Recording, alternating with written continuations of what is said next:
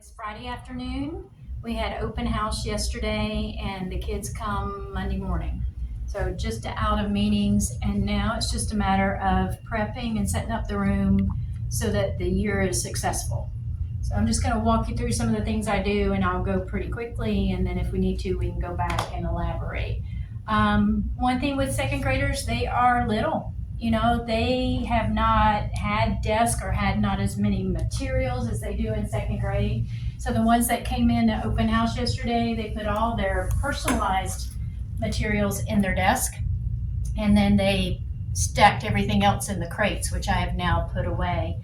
But Monday, one of the lessons we'll have will be how you set your desk up for success. And we'll put labels on all the journals, and we'll stack the little things on the left and the big things on the right, and we'll set up their pencil boxes so that they can access everything in their desk. And I will pull out a desk and I'll do a lesson on it. One of the ways that encourages the kids to keep their desk organized is we have a desk fairy. The desk fairy lives in this little house. And every once in a while, I'll come in and the desk fairy will have visited the desks that are organized, and she'll leave a little treat and a little note that said, I visited your desk and it was nice and neat. Please enjoy this treat. Love, the desk fairy. And I tell the kids, I've never seen her, which is true. And she comes at random times. She comes more often at the beginning of the year, and that encourages those that have a messy desk to kind of make it neater. We also on Fridays usually do a big desk clean out. We wipe everything down on the top and on the inside, take it out, organize, just so that they can function. Some of the things I do to set everything up where they can run it independently. They've got the tissues, the things that we'll teach them the first week. All you guys who teach, we teach them how to get the tissues, how to throw them in the trash can, how to wash their hands, wipes, Ziploc bags, all those things that they can access. I'll teach them where they are and how to access them. Mailboxes. Each kiddo has a number. Now, I like to use numbers sometimes, and I like to use names. If I use numbers all the time, then it loses its personalization. I don't know if I said that right. It just doesn't feel personal. You want to be known by your name. I don't always want to be a number. But over the years, I found this is the easiest way to keep the mailboxes simple. I used to put the kids' names on each one. These are just binder clips.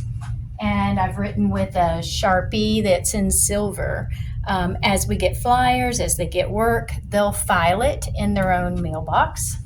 And if they forget their number's right here, and their number is also written on their desk. And on Fridays, we have Friday folders that go home every Friday. We have a weekly conduct and work habit card. And the first week of school, everybody gets an E in conduct and everybody gets an E in work habits. I don't care how your week went, everybody gets a positive comment from me, and then the parents will initial and send it back. But I haven't had time to teach you my expectations. So you are E, you are excellent, until I've had a chance to show you how I want things done. And then we will put a check if we need some practice or, reteaching in all of these areas. Now my kids will load and pack their Friday folders themselves. On Friday mornings, they'll come in, and this is what I do on Thursday night before I leave. I filled out the conduct cards and I throw all of the Friday folders on the floor. Now the first couple weeks, it takes a little bit more guidance, but they'll come in, they'll find their Friday folder. I'll teach them to find it. I'll teach them to go to their mailbox, not somebody else's. They have to pay attention. They take everything out, and then they stick it in the side of their Friday folder that says go home, and they'll zip it in their backpack. On Monday, they'll bring me back that Friday folder, and they'll find their homework folder on the floor.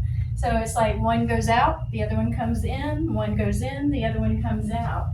And they know by then, they bring me the Friday folder, I put them in the Friday folder bucket, they'll pick up their homework folder and they'll zip that in their backpack. Whatever they can do that's independent takes something off of me and makes them feel ownership in the classroom, which is the key. This is not my classroom, it's our classroom. We're a classroom family.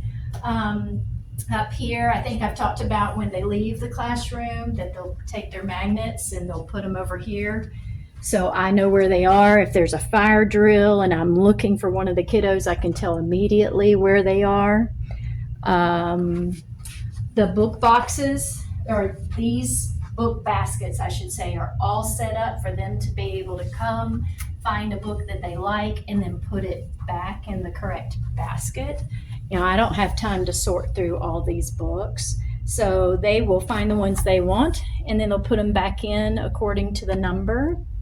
Underneath the easel is where I keep clipboards and where I keep offices for when we take assessments, and they'll get an office and they'll put it on their desk and take their assessment. Now, when we take assessments, if it's a paper assessment, not computer, because we can't do that, but paper assessment, they get an office and we lollipop it, because the first part of second grade, every assessment is read aloud. And you know, it's hard to sit and listen to the teacher read an assessment. So if you have something in your mouth, not only does it taste good, but it helps you listen better. So we call it listen and lollipop. So clipboards are under here. When they need them, they come and get them. And when they don't, they put them back. Every kiddo will have a whiteboard in their desk by the end of the first day, because we work on whiteboards, personalized whiteboards. And those are just the same shower board that I have up in here, just cut down to smaller sizes. Over here, of course, their book boxes are all numbered. And once they get them filled with their things, their books and their literacy folders, I don't care what order they're in. There might be a child that applies for a job. When in my classroom, if they can create a job or think of a job, they fill out a job application, they interview, we practice shaking hands, making eye contact, they sit down, they face me, we model what a job interview looks like, and then they get hired and they get paid 10 what we call Bronco bucks a week for doing their job. So if they see a need, they create the job. Last year I had a kiddo say, would it be okay if I line up the book boxes and organize them for my job at the end of the day? And I said, of course. So he did that, and then he said, this is getting to be a lot. Can my buddy help me? And can we have two of us? And I'm like, of course. Well, over here we have the tech bags. They'll keep their headphones, all their login information, their lanyards in here. Sometimes these were getting messy. So one of the kiddos said, hey, at the end of the day, could I make sure that all the tech bags are zipped up and on the right hook? And it was like, yes. So the first couple weeks, I'm doing all the jobs. I'm tired, but as they see a need, they'll come up and create the job. They'll fill out a job application. I'll show that to you in a minute. They'll interview. Now, the first few interviews I model in front of the whole class. I want kids to know what a proper job interview looks like. And then I'll write.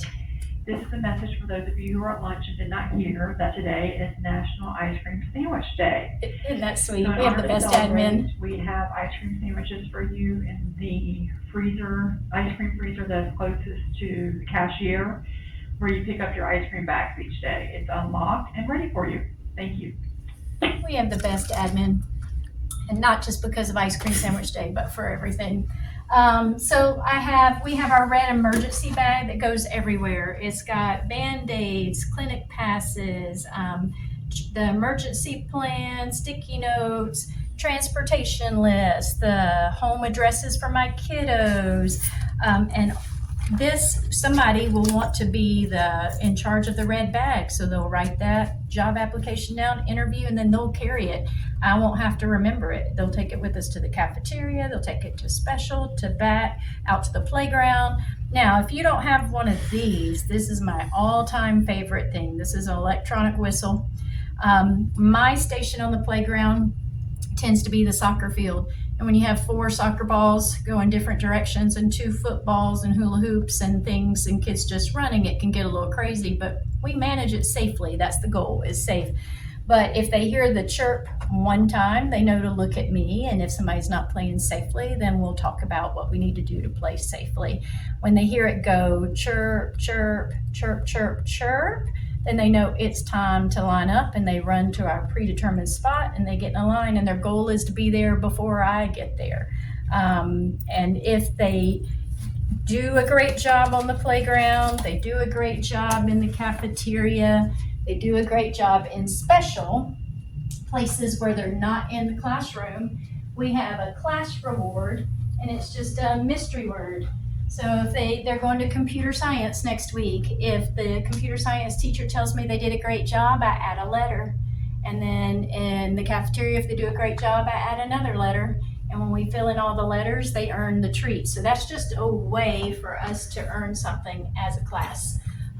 This one, sometimes I tell them the words, sometimes they get to vote on the prize. This is one I just made up, which is candy treat. The job applications, I have one in my bucket to demonstrate, but I keep them back here, and they can come and get them anytime. And the only thing is they can't fill them out during work time, because as soon as I introduce this, they'll all want to sit down and fill out a job application. They have to take it home. I want them to learn their address and their phone number. By second grade, I want them to be able to know where they live, and what phone number to call to contact a parent. So they'll fill this out, they'll turn it in, and then once I interview, I put a little check. I'll write hired, and for every job, it's 10 Bronco bucks a week. So these stay back here, because some kiddos, hardworking kiddos, will interview and get hired for 2 or 3 jobs. I try to limit it at 3, and they have to be able to actually do the job. There have been times they've been put on probation. There have been times where they've lost their jobs and earned them back. Usually, like we have the Chromebooks, they have to be plugged up every night. 2 kiddos will be tech helpers. They'll apply, interview, get hired, and the kids will put them back in their numbered spots right there. But then the tech helpers will do all the plugging at the same time and then close this up for me. Pencil sharpeners. They come, if they need a sharp pencil, they just come and take it. If they have a dull pencil, they put it in here. And at the end of the day, the 2 people who get hired as pencil sharpeners will use the pencil sharpener. Now, part of that is because the pencil sharpener is an expensive piece of classroom equipment. So I don't want it just everybody using it. At times, there have been people who've used it, but they can also quit a job. They can give me notice if they're tired of being the caboose. I have a job that's the caboose. They're always the last person in line, and their job is to not let anybody behind them. So that way, when I see that kiddo, I know I have everybody. They also shut the door when they come out of the classroom, and different things that the caboose does. It has to be a trustworthy kiddo, because they sometimes are furthest away from me. And so we talk about, why would they be good at being caboose? They have to be trustworthy. They have to do the right thing. They can't be a kiddo who, whispers and talks at the end of the line, because I need to be able to trust them. But if they decide they're tired of being caboose, they can just say, Miss Bullock, I'd like to quit. And I usually say, can you give me 2 or 3 days notice? And I have a big job list, which we'll put together as a class next week, and I will say, Susie decided to leave her position as caboose. If anybody is interested, and I leave a little line or a question mark in that slot, and then somebody's like, I'd like to be caboose, so they get their job application and they interview. Okay, so my main goal is that the kids run our classroom as independently as possible. So if they need a glue stick, theirs is run out or stuck to the cap, they throw it away, they come, they get one, they shut this. If they need a highlighter, if they need a dry erase marker, if they need something off the math shelves, or these are our math manipulatives, or they're using them on the floor or at their desk with the math game or math center I've set up, I want them to be able to return them to the right spot. And then I think that's about it. I have a little place right now, it's blocked out by the easel, where they'll turn in work. First day of school, every kiddo goes home with a treat from me, and it says, it's going to be a sweet year. Miss Bullock said I had a great first day, and I let them eat the treat, but I tell them, I want you to give this to your grown-up at home, because you had an amazing first day. That's if they had an amazing first day or if they didn't have an amazing first day. I want every kiddo to go home that first day knowing I'm glad they're in my class. And if we need to work on things, which hopefully we do, we've got 179 more days to work on them together. So that's kind of the setup of everything. Oh, last, leader. Leader is not a job that you can apply for. Everybody gets turned to be a leader. And we keep our list, and I move the magnet, and we start with number 1, and then the next day number 2, and the next day number 3. If it's your birthday, you get to be the leader. But this is how I keep track of it. Now, somebody will think of that as their job. They'll apply, they'll interview, they'll get hired, and they'll be in charge of moving the magnet and telling me who's the leader for the day. So eventually I hand off a lot of responsibility. But for the first 2 weeks, I'm doing it all and I'm modeling it all. So it's requires a lot of energy, but it's worth it. We go slow to go fast. Right, I've just found through the years that when children buy in and have ownership of the classroom, when they're in charge of it, it's not owned by me, it's owned by all of us, that we have a kinder, happier, more effective learning environment. And I want every child here to feel like they have ownership. We're a classroom family. And so as a classroom family, we figure things out together and we each have our own roles within that family. So these are just a few of the things that I do to help them feel like this is our classroom. It's not mine, it's ours.